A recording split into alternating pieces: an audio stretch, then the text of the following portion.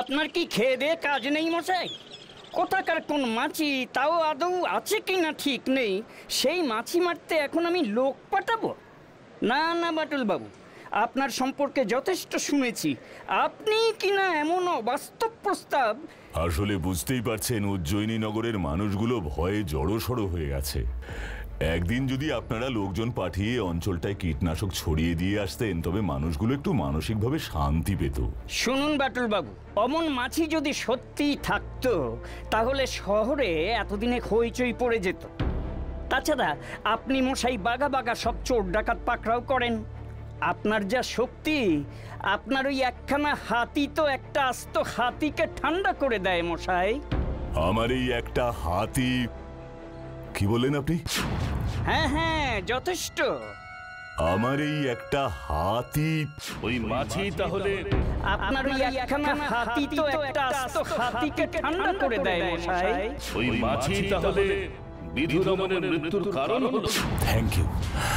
Thank you very much. যা বাবা, উনি কি নিজেই জানতেন না? সত্যপ্রকাশ, আপনি ঠিক কি শুনেছিলেন আবার বলুন তো? তুমি নিশ্চিত ওই মাছি তাহলে বিধুরমনের মৃত্যুর কারণ হলো? ওই মাছি বিধুরমনের মৃত্যুর কারণ? না না সত্যপ্রকাশ, ভুল শুনেছিলেন আপনি। আমি ভুল শুনেছিলাম? হ্যাঁ, ভুল। বিধুরমনের মৃত্যুর কারণ মাছি নয়, মাছ। মাছ? ইয়েস, আমি নিশ্চিত। জমিদার রাধারমন সামন্ত ওই দিন ডাক্তারবাবুর কাছে নিশ্চিত করে জানতে চেয়েছিলেন ওই মাছই কি বিধুরমনের মৃত্যুর কারণ। মাছি কথাটা তাড়াতাড়ি বলবার জন্য আপনি শুনেছিলেন মাছি, ঠিক যেমন আমি শুনেছি আমার এই একটা হাতিকে ঘায়েল করে দিতে পারে। আপনার যা শক্তি, আপনার ওই একখানা হাতি তো একটা আস্ত হাতিকে ঠান্ডা করে দেয় মশাই। এসব কি বলছেন আপনি? হয়তো ঠিকই বলছি। আপনি শুধু মনে করে বলুন, বিধুরমনের মৃত্যুর আগে বিশেষ কোনো মাছ উনি কিনেছিলেন কিনা? হ্যাঁ হ্যাঁ হ্যাঁ হ্যাঁ, মনে পড়ছে। কিনেছিলেন মানে একেবারে জাপান থেকে আনা হয়েছিল সেই মাছ। সেই নিয়ে বেশ বড় রকমের শোরগোল হয়েছিল। জাপান? ব্যাস, আমার কাজ শেষ। বাকিটা বলবেন জমিদার বাবু। চলুন। কি মাছ ছিল বাটুলদা? ফুগু, বিষাক্ত মাছ, জাপানে পাওয়া যায়। ওই মাছের মধ্যে যে বিষ থাকে সেটা 1200 গুণ বেশি ভয়ঙ্কর পটাশিয়াম সায়ানাইডের থেকে। আর বিধুরমনের এই মৎস্য প্রেমকে কাজে লাগিয়েই রাধারমন ওই বিষাক্ত মাছ আনিয়েছিলেন জাপান থেকে।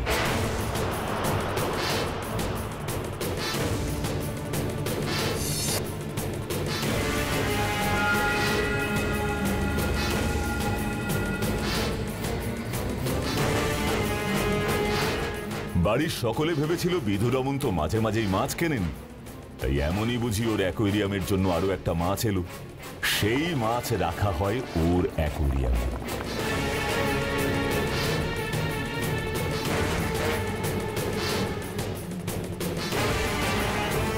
বিধুরমন ওর অ্যাকোয়ারিয়াম নিজের হাতে পরিষ্কার করতেন, জল পাল্টা।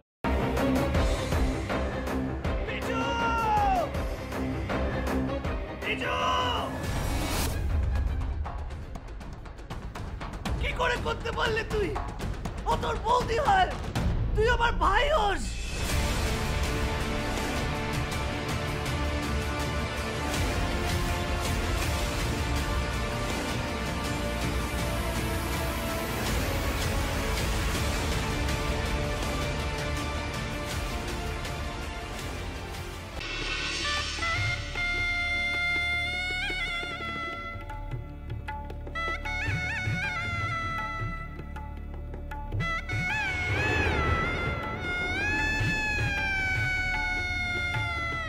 বুঝতে পারছি না আরো একটা বড় ব্লান্ডার করলাম কিনা।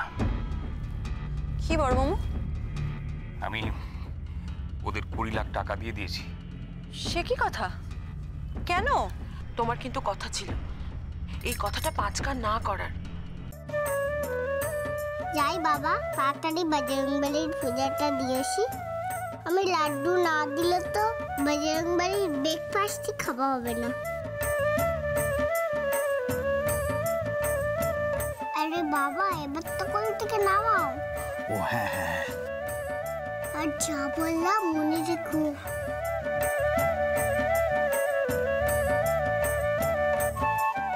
ইয়া ইয়া সাবধানে সাবধানে দেখে।